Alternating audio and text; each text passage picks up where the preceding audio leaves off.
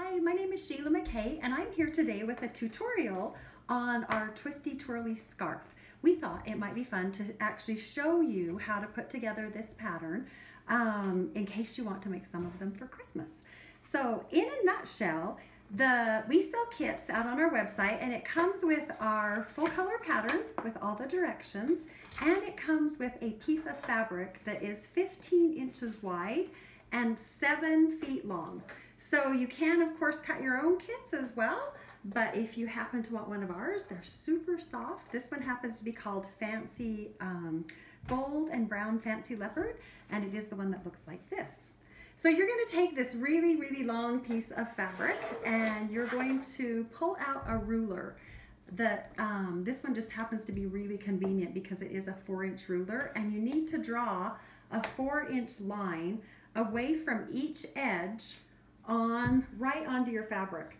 So I'm just using one of my daughter's markers and just drawing a line. Then I'm going to move it over to this side and I'm just going to draw a line. On the wrong side? Yes, on the wrong side of the fabric. Thanks, Kara. Please correct me anytime I forget to say something. Anyway, you're going to keep going. You're going to have a line 4 inches away from both edges on the wrong side of the fabric. That actually is going to be your stitching line. So that's going to be your stitching line, and we're going to attach 1 yard of elastic to that line. You're going to want to find the center of this piece. So if I look here, fold it in half, and I'm going to go right here and say, okay, here is the center of that section, and I'm going to put a little X right there on my line, and then I'm going to fold it in half this way, and I'm going to hold it right there and say, okay, here is, I'm dividing basically the scarf into equal fourths so that I can stretch the elastic. I'm going to put marks here, here, and here, and here as well. So you're going to have all of those marks on your fabric, just like it shows here on our pattern, that you'll have all of the marks right on the pattern. And you're going to put them onto the fabric. So then you're going to take a piece of elastic. For this kit, you're going to need 2 1-yard pieces of elastic, and that has to be super stretchy elastic. We use Dritz 1/4 inch knit elastic because it's super stretchy. Some of the elastics I found, they're just not all created equal. You will want this elastic to be able to stretch at least twice. So if you have a 5-inch piece of elastic, you'll want it to stretch to 11 or 12 inches so that it will really be stretchy.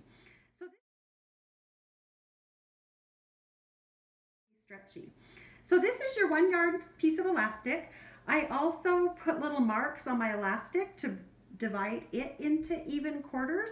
And then I took the elastic and I anchored it down. So I took that first mark and the first mark here, and I just did a little zigzag stitch here to hold it in place. And I did the same thing here. I did a little zigzag to hold it in place. And I did another one here, a little zigzag to hold it in place. And then I also held it in place on both of the ends. And those are my little grandchildren. You might be able to meet them later because I'm here at Kira's house. So the next step after you anchor down your elastic is you're going to sew the elastic down to the wrong side of the fabric. And all you're going to do is stretch that elastic out until it lays very neatly on top of the line that you drew, and you're going to zigzag down that line. And I use that zigzag that goes so that it goes back and forth across the elastic.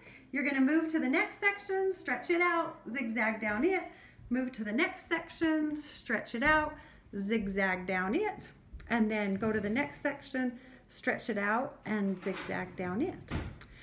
Then when you're done, it will look like this.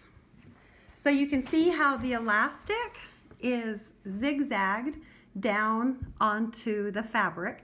And now this side, if I turn it over, you'll actually see that it's got the piece of elastic in there.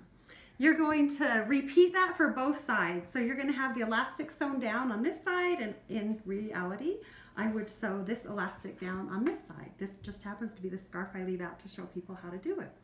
Once you have the elastic down on both sides, you're going to take it and fold it in half, right sides together. here, here, here, here. And you're going to match the upper corner here, and you're going to match the 2 pieces of elastic, and you're going to put a whole bunch of pins in it, or the little clover clips, to hold it in place, because cuddle fabric is really slippery and it may move on you, so make sure you use enough pins to hold it all in place. Then you're going to start stitching here. You're going to go to the elastic, out to the corner, you're going to come down. Somewhere in the middle, you're going to leave yourself a hole 3 inches to 5 inches, large enough that you'll be able to put your hand through it. Then keep going, keep stitching all the way down till you get to the corner again, and then come down to the 2 pieces of elastic hooked together, and then come this way out to the corner. And then you're almost done. All you have to do is reach inside of your scarf and turn it all inside out, and through the miracle of photography, you actually end up with a twisty twirly scarf. So it just automatically drops into these little twists and twirls because of the elastic inside of there, and these scarves are super well trained. I've been asked, you know, don't you need to put a little loop so that they'll stay together on your neck?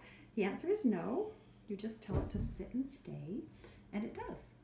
So with that, I hope you've got the quick tutorial on how to create this quick and easy scarf. Please visit our website. It's www.mckaymanormusers.com, and we have kits and patterns available for sale. Happy sewing!